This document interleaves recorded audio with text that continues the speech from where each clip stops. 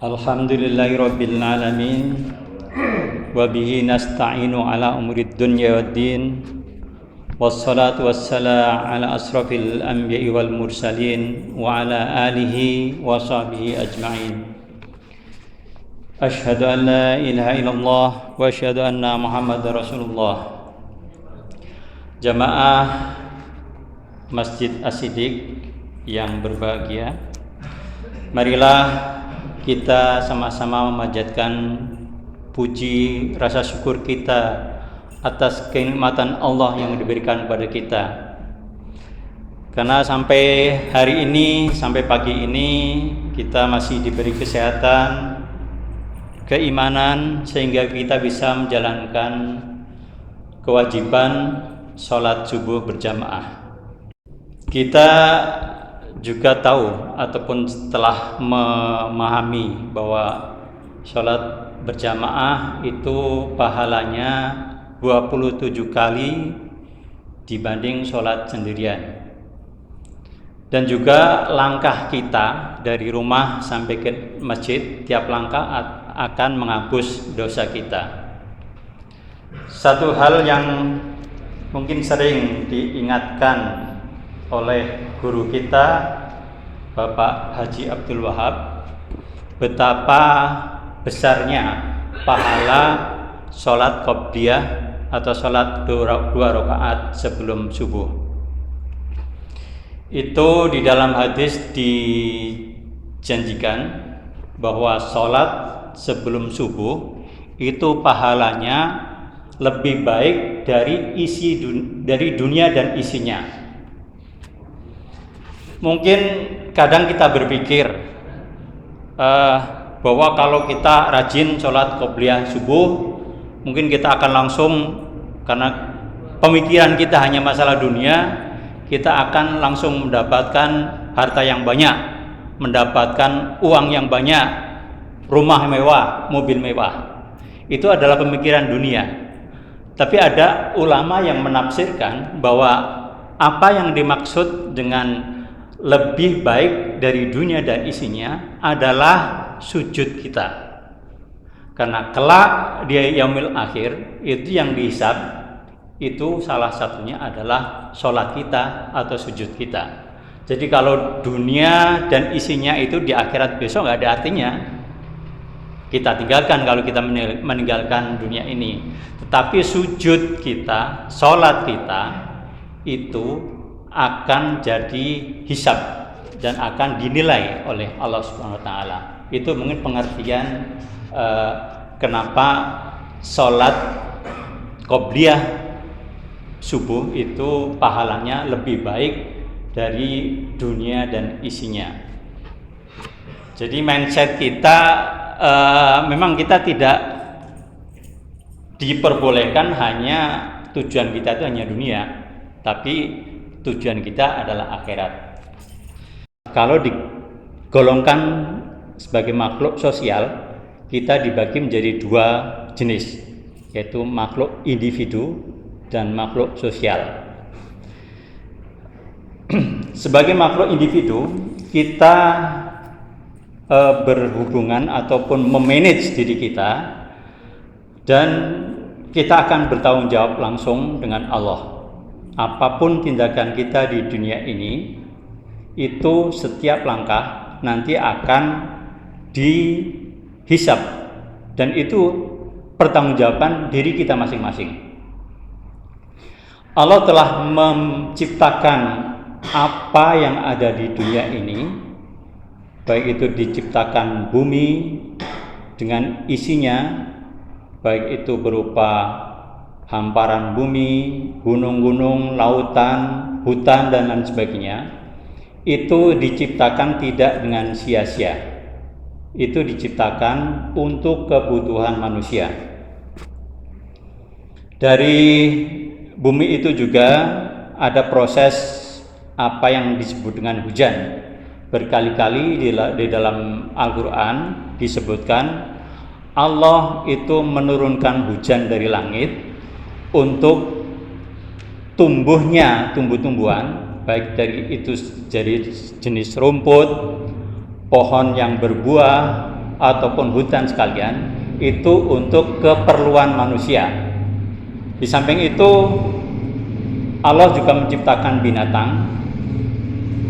binatang laut maupun binatang darat itu juga untuk keperluan manusia, baik itu dikonsumsi ataupun digunakan untuk alat transportasi dan lain sebagainya, itu adalah untuk kepentingan manusia. Nah, kita diwajibkan secara individu adalah mensyukuri nikmat-nikmat ataupun memanfaatkan nikmat-nikmat yang telah diberikan kepada Allah kepada kita, baik secara individu maupun secara sosial. Implementasinya, rasa syukur itu adalah apa yang sudah sering diajarkan oleh guru-guru kita, yaitu dengan cara menjalankan apa yang disebut dengan rukun Islam. Jadi kalau mungkin umat-umat sebelum Nabi Muhammad beda ataupun tata caranya mungkin ya kita tidak tahu ataupun, tetapi kalau di umat Nabi Muhammad kita sudah diajarkan dan kita disuruh memurnikan ajaran itu, baik itu syahadat, sholat kita, puasa kita, zakat kita, haji kita. Di dalam organisasi kita diwajibkan ataupun disuruh menjalankan perintah-perintah Allah itu dengan kembali kepada Quran dan Sunnah. Kalau saya coba jabarkan satu persatu, syahadat itu adalah pernyataan atau komitmen bahwa kita sudah menyatakan diri, memasrahkan diri bahwa Allah itu adalah Tuhan kita dan Muhammad Sallallahu Alaihi Wasallam adalah utusan atau nabi yang diutus oleh Allah untuk menyempurnakan akhlak umatnya.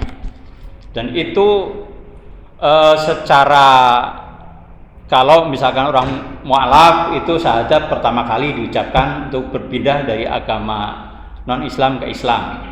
Kalau kita sebagai muslim itu kita berkali-kali tiap hari itu mengulang-ulang saja syahadat kita di dalam sholat kita, yaitu pada saat at-tahiyat.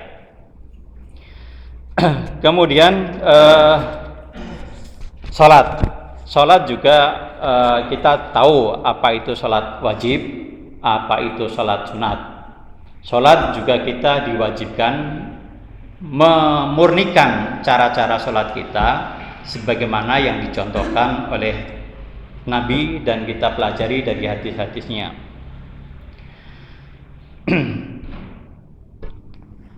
Kemudian zakat itu adalah ajaran dari agama kita yang mempunyai efek individu dan efek sosial.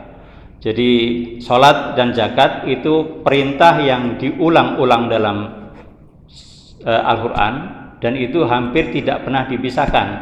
Jadi kalau orang yang rajin sholat dan kebetulan sudah memenuhi hitungannya untuk berzakat, tapi dia tidak melakukan zakat, tidak membayarkan zakat, itu juga tidak sempurna imannya. Kemudian puasa itu sifatnya adalah ibadah yang bahkan sangat individu. Tidak ada orang yang tahu kalau kita sedang puasa. Hanya Allah dan kita sendirilah yang menjalankan, yang tahu bahwa kita menjalankan ibadah puasa. Kemudian ibadah yang terakhir itu adalah haji. Haji itu waktu sudah ditentukan dan di dalam ibadah haji itu juga ada persyaratan bahwa kita kalau sudah mampu maka prioritaskanlah untuk menjalankan ibadah haji, dan waktunya itu juga sudah ditentukan, waktu dan tempat itu sudah ditentukan. Baik, kembali ke apa yang diwajibkan kita untuk mempelajari ciptaan-ciptaan Allah, bahwa selain perintah-perintah tadi, keistimewaan manusia itu adalah diberikannya akal dan pikiran oleh Allah Subhanahu wa taala. Tujuan diberikan akal itu memang dibedakan dengan ciptaan makhluk yang lain. Dengan malaikat. Malaikat itu adalah makhluk Allah yang dia hanya diperintahkan untuk senantiasa taat kepada Allah. Apapun yang diperintahkan, malaikat itu akan mentaatinya. Bahkan di awal-awal surat Al-Baqarah itu Allah memerintahkan sujud kepada Adam, dan itu malaikat langsung sujud, langsung mentaati. Hanya setan atau jin, iblis yang membangkang, dan itu iblis ataupun sifat setan itu ada yang akan menjadi tantangan kita, yang kita punya akhlak, yang kita harus beribadah, tapi kita akan selalu diganggu oleh setan. Itu adalah tantangan bagi manusia. Kemudian dalam ciptaan Allah itu di surat Al-Mulk itu disebutkan huwallazi ja'ala lakumul arda dalulan famshu fi manakibiha wa kulu min rizqihi wa ilaihin nusyur. Allah lah yang menjadikan bumi untuk kamu yang mudah dijelajahi, maka jelajahilah bumi itu ke segala penjurunya, dan makanlah sebagian dari rezekinya, dan hanya kepadanya lah kamu kembali setelah dibangkitkan. Jadi di surat Al-Mulk ayat 15 ini Allah menyatakan, dan juga sekaligus ini ayat yang kadang kalau dipakai sebagai orang yang suka traveling itu jadi bahan dasar, bahwa Allah menciptakan bumi itu untuk mudah dijelajahi. Bahkan kita memang diperintahkan ataupun dianjurkan untuk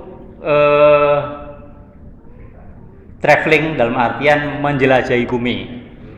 Bahkan kalau hubungannya dengan ibadah, ada 3 tempat masjid yang kalau kita sholat di dalamnya kita akan mendapat pahala yang berlipat kali. Itu kan berarti perangsang juga buat kita, bahwa kita kita berusahalah untuk bisa mengunjungi 3 tempat itu. Satu adalah Masjidil Haram yang ada di Mekah, 2 Masjid Nabawi yang ada di Madinah, 3 Masjidil Aqsa yang ada di Palestina.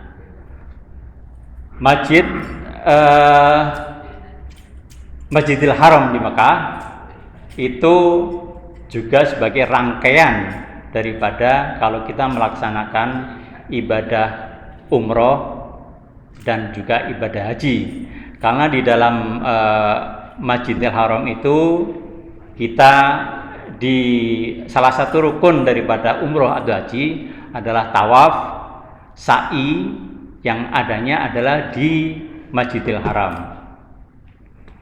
Kemudian di Masjid Madinah itu ada makam Rasulullah SAW yang disandingkan dengan sahabat-sahabat beliau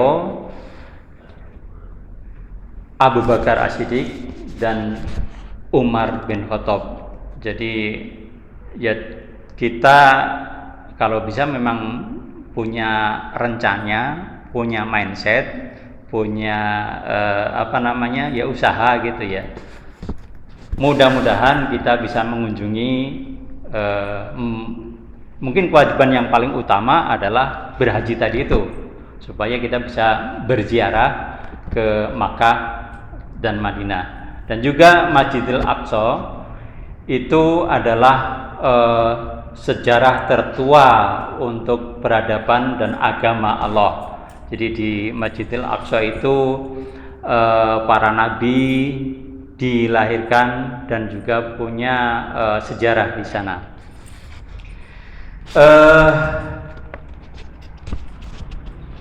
Kembali ke bab yang tadi. Jadi tadi ada makhluk individu, ada makhluk sosial. Kewajiban-kewajiban yang tadi selain sebagai kewajiban individu, itu ada juga efek sosial. Kehidupan sosial di lingkungan kita itu mungkin saya coba bagi ataupun ungkapkan ada 3 lah, mungkin yang simpel ya. Satu, mungkin kehidupan sosial yang paling kecil, yaitu di dalam rumah tangga kita.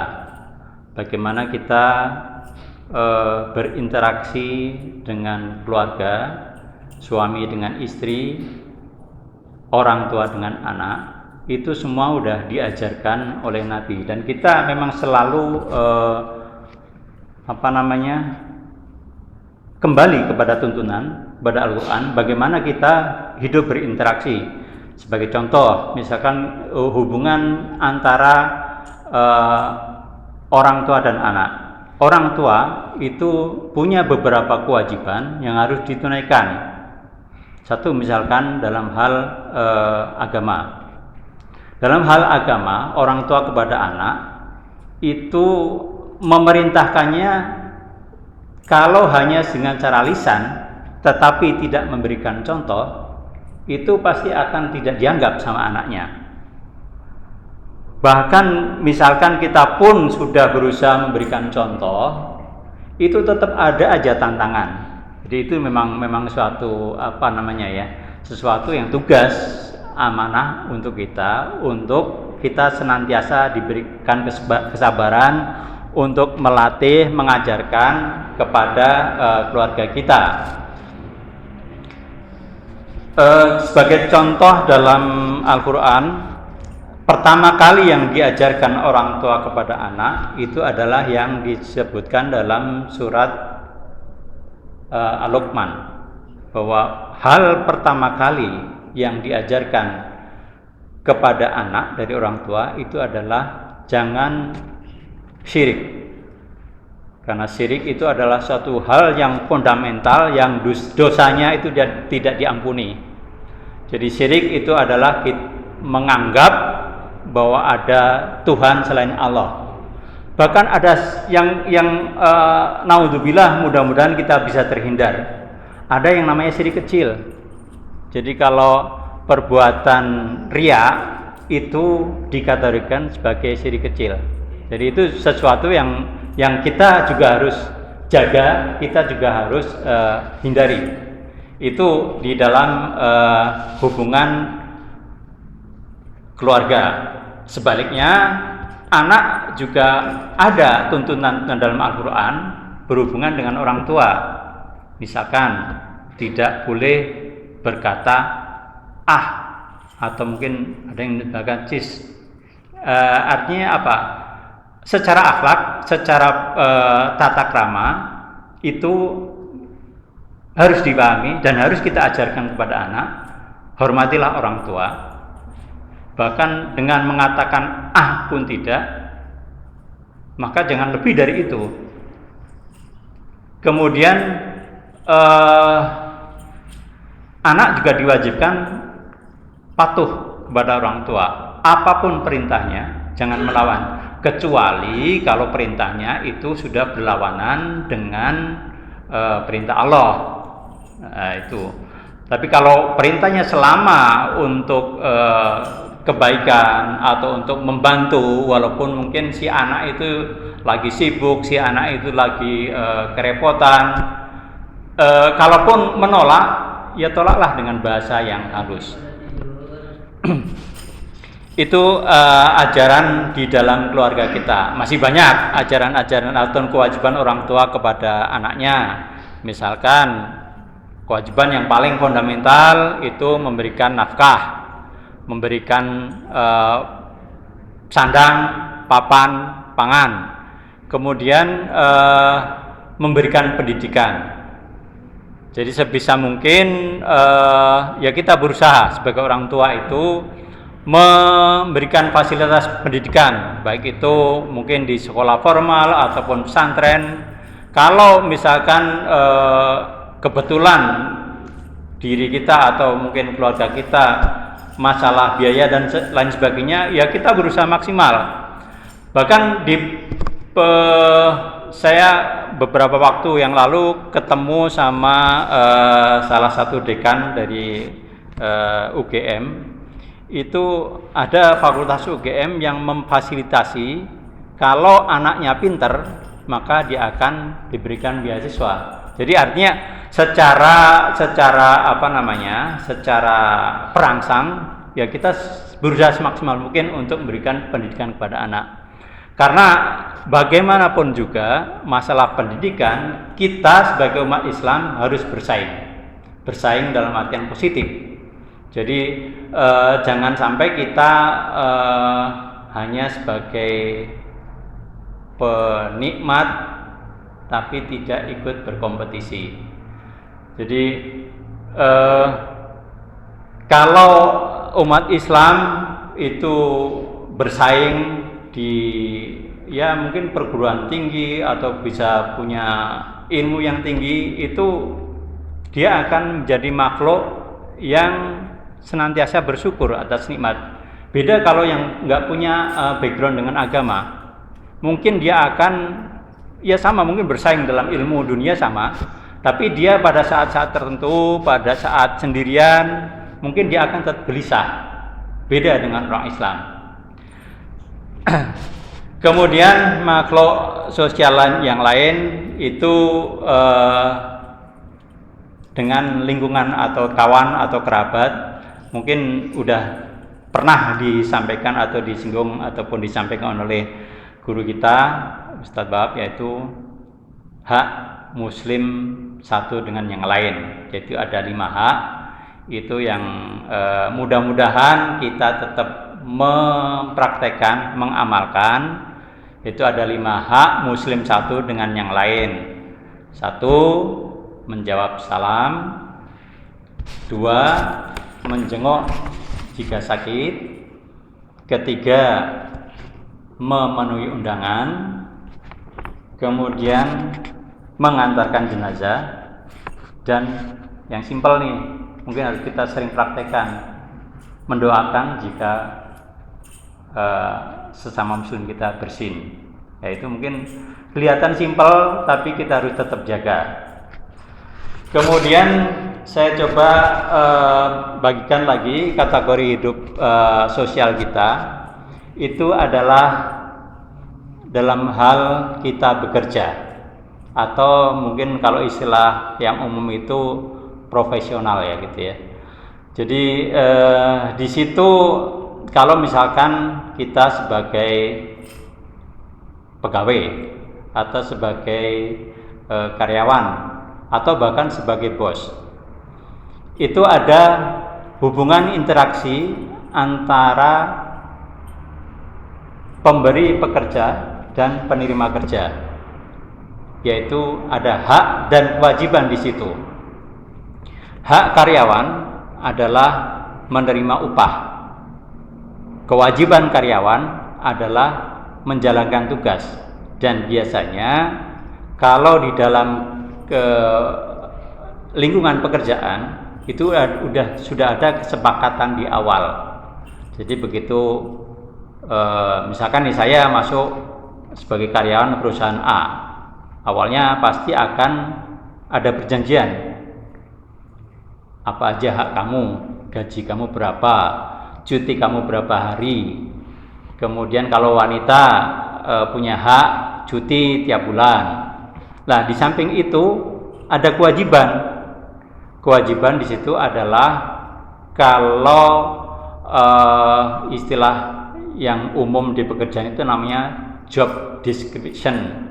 Jadi misalkan kita sebagai teknisi di suatu perusahaan, itu ya sudah apa yang menjadi tugas dia harus tunaikan sebaik-baiknya. Dia harus lakukan tugas yang diberikan oleh perusahaan itu dengan komitmen, dengan profesional.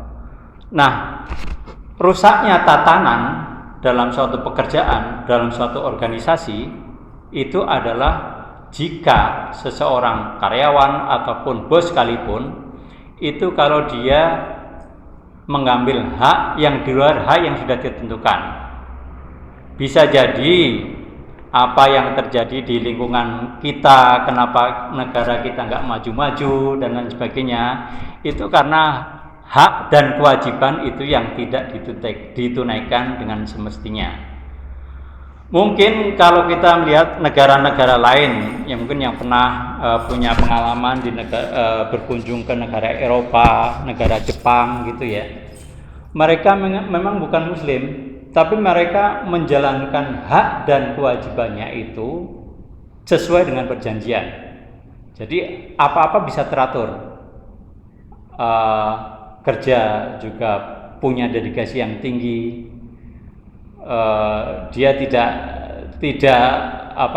melanggar hak yang harus dia terima. Jadi apa yang terima cukuplah dengan itu.